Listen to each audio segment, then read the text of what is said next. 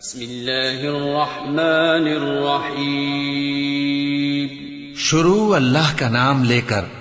جو بڑا مہربان نہایت رحم والا ہے۔ والليل إذا يغشى والنهار إذا تجلى وما خلق الذكر والأنثى إن سعيكم لشتى فأما من أعطى واتقى وصدق بالحسنى فسنيسره لليسرى وأما من بخل واستغنى وكذب بالحسنى فسنيسره للعسرى وما يغني عنه ماله إذا تردى۔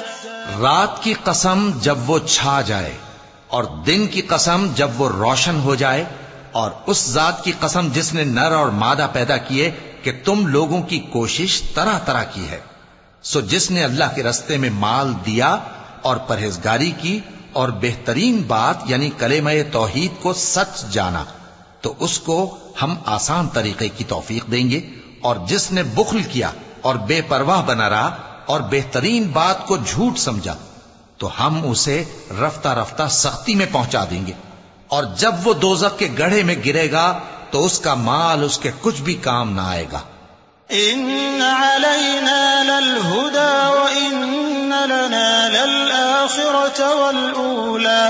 فأنذرتكم نارا تلظى لا يصلاها إلا الأشقى الذي كذب وتولى وسيجنبها الأتقى الذي يؤتي ماله يتزكى وما لأحد عنده من نعمة تجزى إلا ابتغاء